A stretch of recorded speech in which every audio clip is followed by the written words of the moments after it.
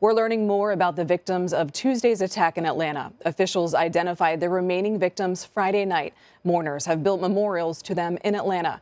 Many are now calling for an end to hate crimes against Asian Americans and Pacific Islanders. CBS News senior White House correspondent Weijia Zhang looks at the disturbing rise of violence and harassment. Mike Wen was stunned to see this at his ramen shop in San Antonio, Texas on Sunday. The words Kung Flu, Kami, and I hope you die covering the windows. I definitely believe that it's definitely a hate crime. Wen said the vandalism came after he publicly criticized Texas Governor Greg Abbott's decision to lift a mask mandate. He's putting a lot of us in danger, He's at a time where we need him to be a leader. He's not being a leader.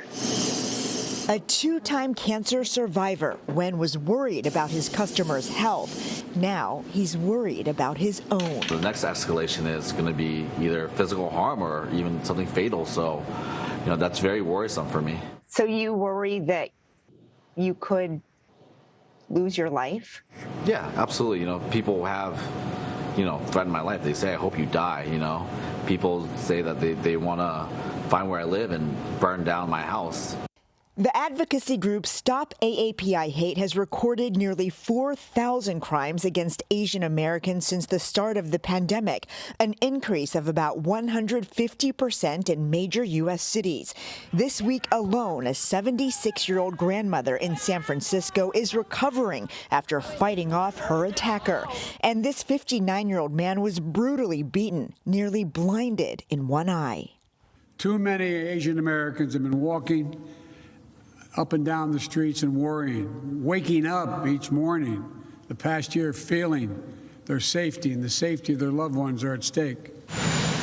On Friday, President Biden met with Asian American leaders in Atlanta to talk about solutions to combat the violence that just claimed 8 lives in their city, including 6 Asian women.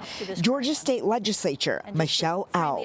The last administration clearly promoted and fomented a culture of anti-Asian American and anti-immigrant animus. Now, with the Biden administration, he clearly is invested in listening to this issue. And Thursday on Capitol Hill, lawmakers held a hearing about the surge in attacks.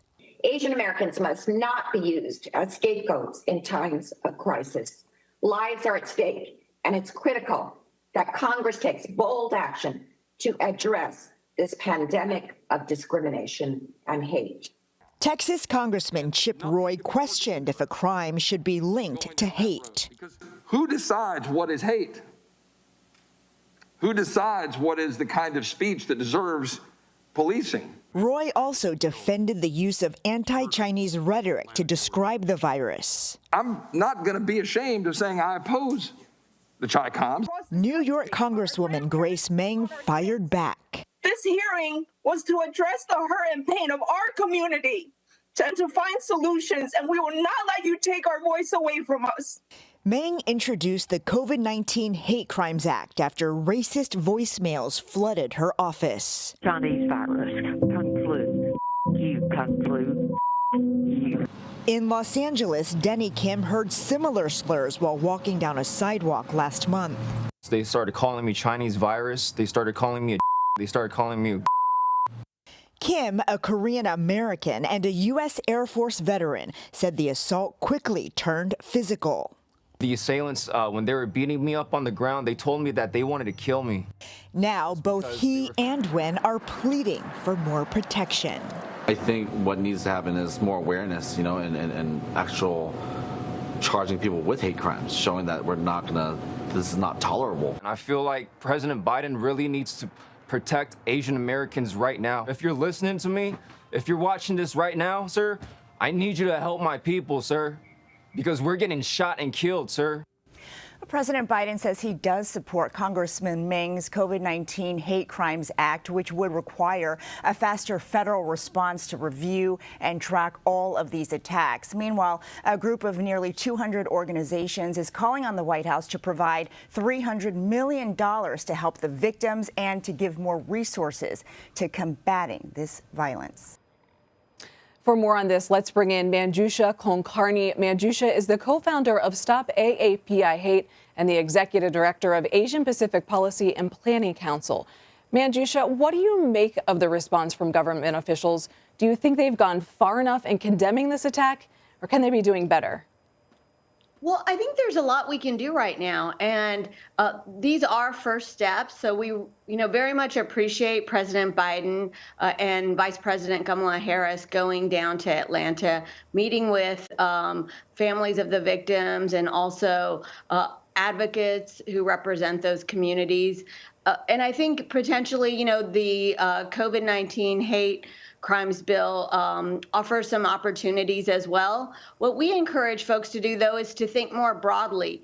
Like the letter that's been issued said, we need resources right now for our communities, and we need really to build a civil rights infrastructure to begin to look at this problem and tackle it head on. You mentioned Vice President Kamala Harris. She's the country's first Asian woman to hold the office of vice president. What does the Asian American and Pacific Islander community need to see from her? Well, it's wonderful to have her in this position, and I think she definitely understands what our communities are going through, especially given that she's both African American as well as South Asian. So that's just in and of itself an important thing for our communities. And what we heard yesterday from her is that understanding of our history and knowing that this is not the first time that Asian Americans have been attacked.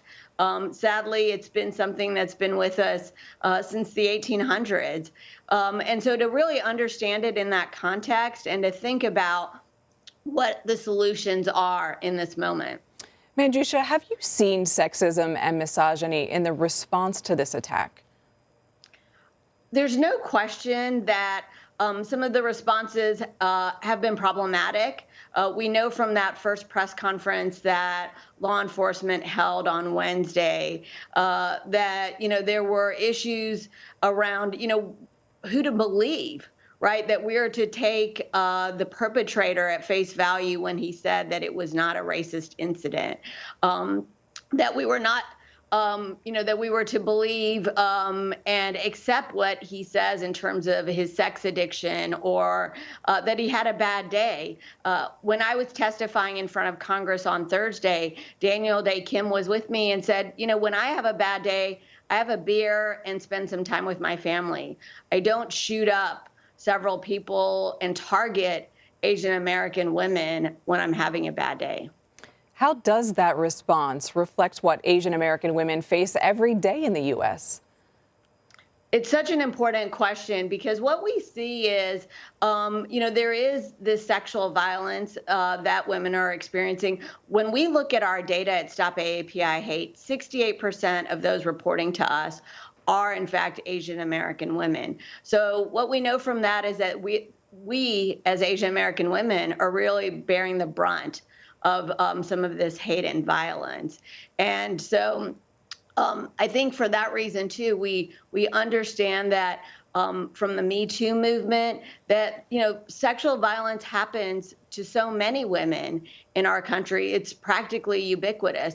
And so when we add on the layer of race to gender, we see how it gets perpetrated in acts like the one in Atlanta. Manjusha, former President Trump made some blatantly racist comments when talking about the coronavirus, but hate against Asian Americans was around long before he took office. Do you feel the history of Asian discrimination is not addressed enough in our country? We have been so invisibilized. Even just the fact that we had the first hearing on Thursday since 1987. Think about that Asian American issues have not been brought to Congress since that time. I think it does speak to the fact that our communities have been ignored and neglected.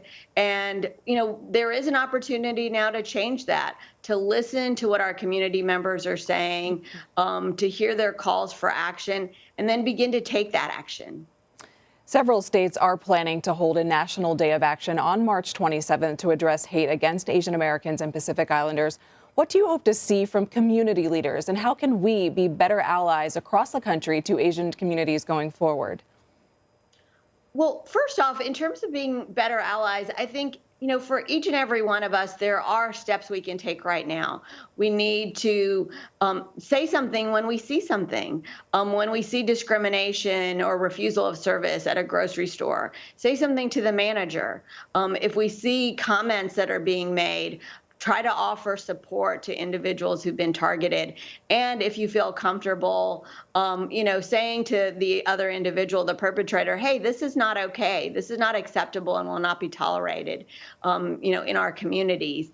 And finally, I think there's an opportunity for all of us to go to our city councils, go to our state legislators, and demand action at local and state levels as well. And what we want to hear from lawmakers is that they're going to do something about it. Words matter and words can help, but action is even more important today. Manjusha Kulkarni, thank you for your time and your insight. Thank you so much.